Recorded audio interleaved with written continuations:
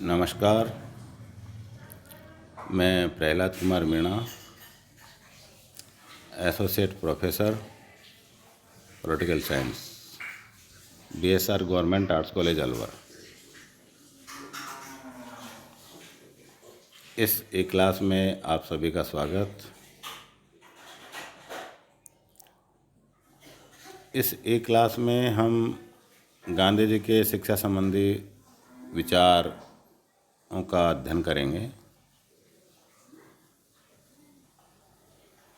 शिक्षा ही एक ऐसा साधन है जिससे व्यक्ति, परिवार, समाज और किसी राष्ट्र का सर्वांगीण विकास संभव है। शिक्षा के बिना मनुष्य पशुवत रहता है या जड़ रहता है, और शिक्षा ही एक ऐसा माध्यम है जिसके द्वारा व्यक्ति स्वयं अपना, अपने परिवार का, अपने समाज का, अपने राष्ट्र का हित कर सकता है, विकास कर सकता है। इसी संदर्भ में हम गांधी जी के शिक्षा संबंधी विचारों का अध्ययन इस ई क्लास के माध्यम से करेंगे। गांधी जी का शिक्षा के प्रति क्या दृष्टिकोण रहा है, क्या उन्होंने शिक्षा की योजना बताई है, इसको हमने दो भागों में बांटा है। शिक्षा संबंधी पार्ट 1 और शिक्षा संबंधी पार्ट 2। जैसे यूनानी नगर राज्यों में प्लेटो ने शिक्षा के महत्व को समझते हुए शिक्षा योजना तैयार की थी, और उसी शिक्षा के द्वारा उसने शासक वर्ग, सैनिक वर्ग इत्यादि को शिक्षा के योजना के माध्यम से आदर्श राज्य की स्थापना की बात की थी। उस तरह का तो शिक्षा प्लान गांधी जी ने नहीं दिया, लेकिन तत्कालीन समय के अनुसार जो गांधी जी को उचित लगा उनको गांधी जी ने अपने विचारों में इस प्रकार से बताया है। शिक्षा का सिद्धांत क्या है गांधी जी के अनुसार? गांधी जी के अनुसार शिक्षा आदर्श सामाजिक प्रणाली की नींव है। उनकी शिक्षा की धारणा व्यापक है तथा उसका आधार आध्यात्मिक है। गांधी जी के अनुसार सच्ची शिक्षा का अर्थ व्यक्ति द्वारा उसके परम तत्व की पहचानना और इस ज्ञान को आचरण में उतारने की प्रेरणा, क्षमता और तत्परता से है। शिक्षा उनके अनुसार मनुष्य के मानसिक, शारीरिक व आर्थिक विकास को एक साथ सुनिश्चित करती है। और इसी संदर्भ में उन्होंने कहा कि जिसने सत्य और अहिंसा को पूरी तरह जान लिया है वह भले ही निरक्षर हो, वो पूर्ण ज्ञानी है। गांधी जी के अनुसार सच्ची शिक्षा वह है जो व्यक्ति के आत्मज्ञान की क्षमता को उत्पन्न करे। अक्सर ज्ञान में शिक्षा का मर्म नहीं है। ऐसा गांधी जी मानते थे कि अक्सर ज्ञान हो जाए और सत्य, अहिंसा को अपने जीवन में नहीं उतारे तो वो शिक्षा का मर्म नहीं है। वह तो शिक्षा की प्राप्ति का एक साधारण सा साधन मात्र है। गांधी जी के अनुसार शिक्षा, चरित्र और धर्म में कोई भेद नहीं है, क्योंकि इन तीनों से ही आत्म साक्षात्कार के लक्ष्य को प्राप्त करने के लिए व्यक्ति की क्षमताओं का विकास होता है या विकास करते हैं। इस प्रकार उनके लिए शिक्षा का सर्वाधिक महत्वपूर्ण पक्ष यह है व्यक्तित्व और चरित्र निर्माण। उनकी शिक्षा का जो सर्वाधिक महत्वपूर्ण पक्ष जो उन्होंने माना है वह है व्यक्तित्व और चरित्र निर्माण। भले ही व्यक्ति कितना ही ज्ञानी हो, कितना ही पढ़ा लिखा हो, अगर उसका व्यक्तित्व और चरित्र निर्माण नहीं हुआ है तो उसकी शिक्षा का, उसके ज्ञान का कोई औचित्य नहीं है। उन्होंने घोषणा की कि चरित्र निर्माण ही शिक्षा की सुदृढ़ नींव होती है। गांधी जी ने शिक्षा की पश्चिमी पद्धति की आलोचना मुख्यतः इसी आधार पर की कि वह अक्सर ज्ञान और सूचनाओं के संग्रह पर अधिक बल देता है तथा नैतिक और आध्यात्मिक पक्षों की उपेक्षा करती है। गांधी जी ने पाश्चात्य शिक्षा व्यवस्था या शिक्षा की जो योजना या पद्धति थी उसकी आलोचना नैतिक और आध्यात्मिक नहीं होने के कारण की है। गांधी जी ने शिक्षा की सामाजिक उपयोगिता को स्पष्ट करते हुए कहा कि शिक्षा का उद्देश्य केवल अच्छे व्यक्तियों का निर्माण करना ही नहीं, अपितु व्यक्तियों को समाज की सेवा की प्रेरणा और क्षमता उत्पन्न करना भी है। अब गांधी जी ने ये शिक्षा के बारे में संक्षिप्त में एक जानकारी दी। उसके बाद उन्होंने अपनी शिक्षा योजना बताई है। शिक्षा योजना, गांधी जी ने शिक्षा की ऐसी प्रणाली पर बल दिया जो विद्यार्थियों को आत्मनिर्भरता के महत्व के प्रति सचेतन भी बना सके और आत्मनिर्भरता प्राप्त करने के लिए उनमें आवश्यक सामर्थ्य भी उत्पन्न करे। उन्होंने शिक्षा के माध्यम से बालकों के स्वतंत्र, समीक्षात्मक, रचनात्मक दृष्टिकोण उत्पन्न करने की आवश्यकता प्रतिपादित की। गांधी जी शिक्षा की योजना प्रस्तावित की, उसे बुनियादी शिक्षा और उच्च शिक्षा के रूप में वर्गीकृत किया जा सकता है। गांधी जी ने जो शिक्षा योजना बताई या योजना प्रस्तावित की उसको बुनियादी शिक्षा और उच्च शिक्षा के रूप में बांटा है। पहले हम बुनियादी शिक्षा के संदर्भ में गांधी जी के विचारों को समझेंगे कि गांधी जी ने बुनियादी शिक्षा के बारे में क्या बताया। बुनियादी शिक्षा में गांधी जी ने प्राथमिक और माध्यमिक दोनों स्तरों की शिक्षा को सम्मिलित किया। गांधी जी ने स्पष्ट किया कि बुनियादी शिक्षा की पद्धति और पाठ्यक्रम को इस रूप में निर्धारित और संचालित किया जाएगा जिससे शिक्षा विद्यार्थियों के हृदय और बुद्धि तथा शरीर तीनों के सम्मिलित विकास का माध्यम बने।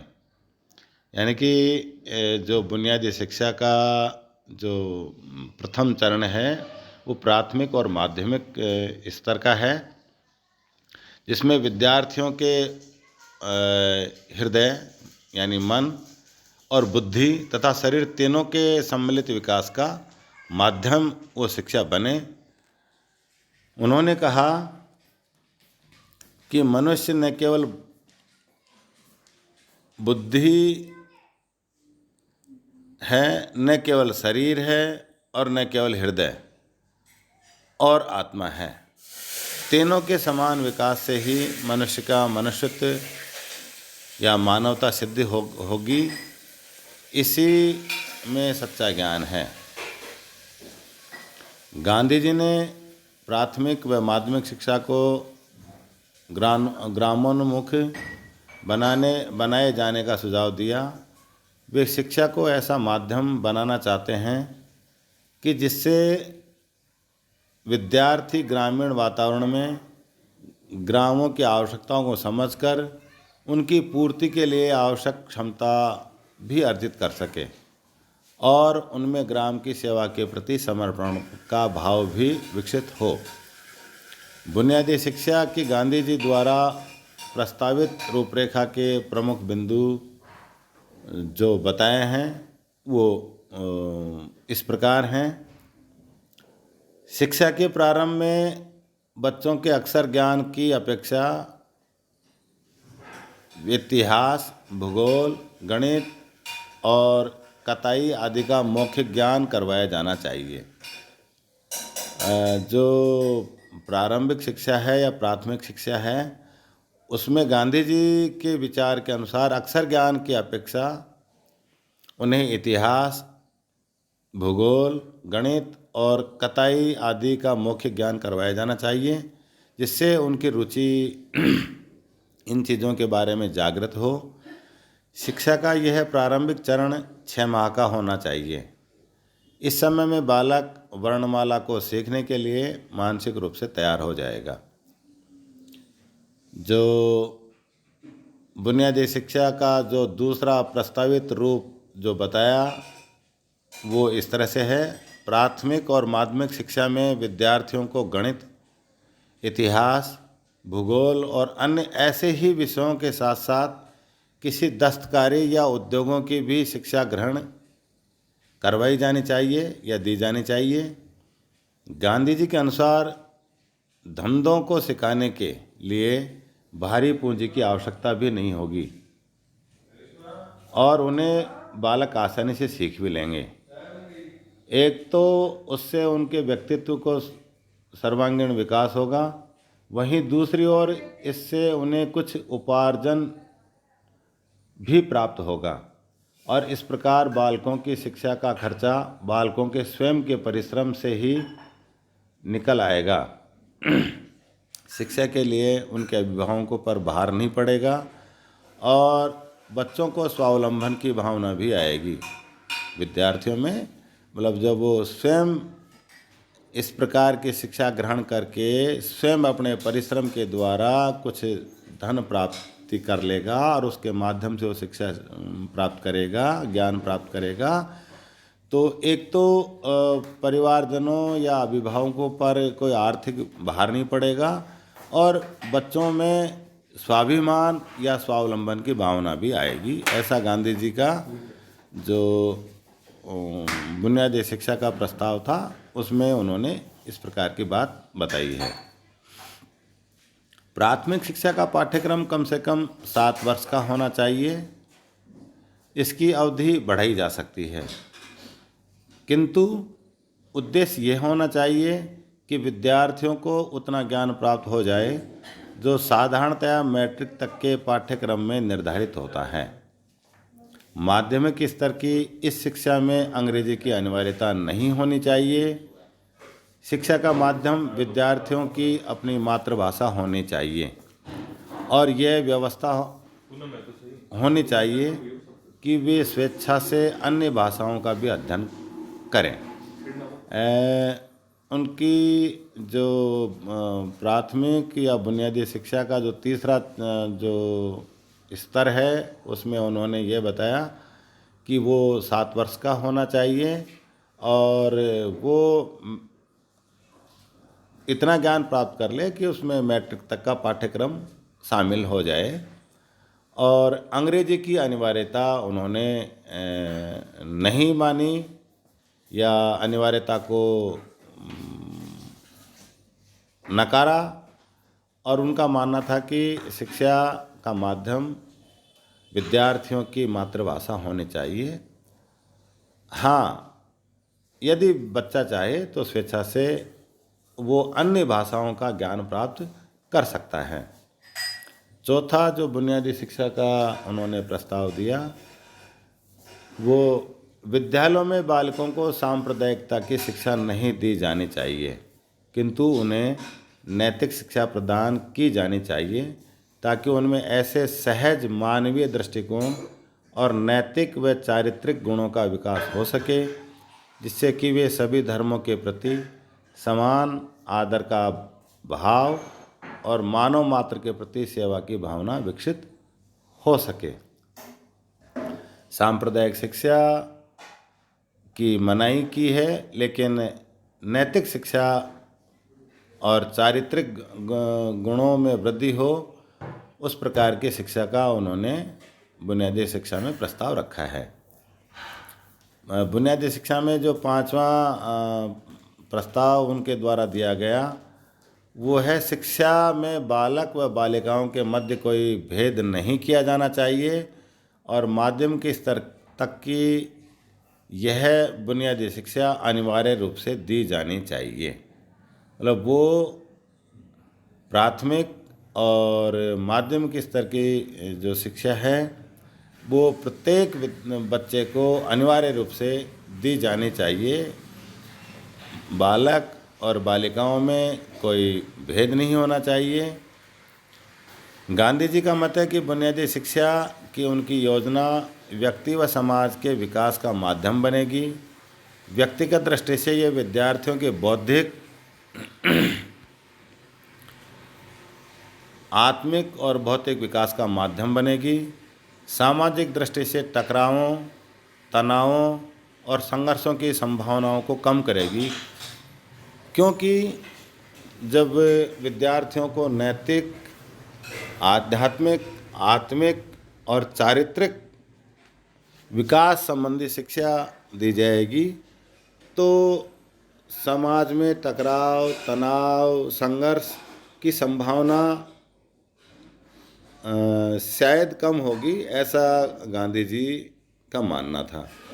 क्योंकि शिक्षा के माध्यम से सभी व्यक्तियों में श्रम की गरिमा की भावना व्याप्त हो जाएगी और वो किसी भी व्यवसाय में लगे हुए व्यक्ति को छोटा या बड़ा समझने की प्रवृत्ति को सहज रूप से त्याग देंगे।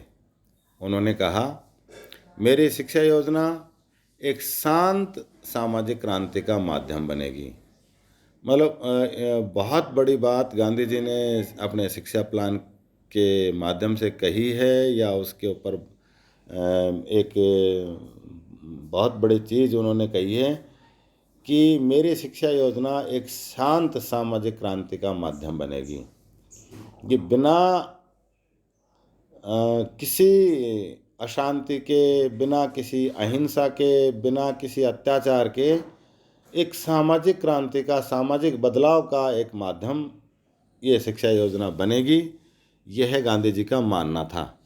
यह गांवों और शहरों के मध्य संबंधों को एक स्वस्थ और नैतिक आधार प्रदान करेगी और एक अधिक न्यायनिष्ठ सामाजिक व्यवस्था की नींव डालेगी, जिससे कि संपन्नों या धनवानों और विपन्नों यानी कि गरीबों के रूप में समाज का विभाजन नहीं होगा।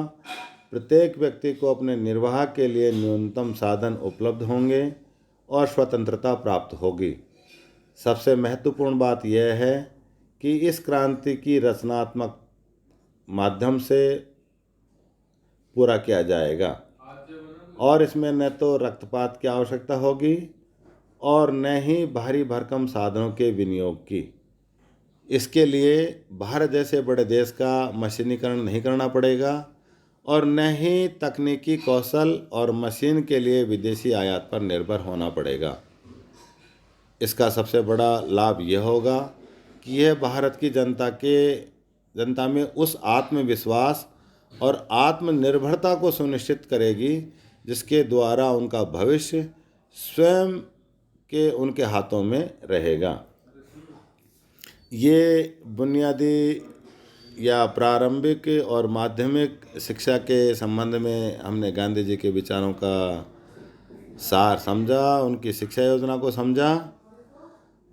अगली क्लास में हम गांधी जी की उच्च शिक्षा संबंधी विचारों के बारे में जानेंगे। तब तक के लिए धन्यवाद। घर में रहें, सुरक्षित रहें।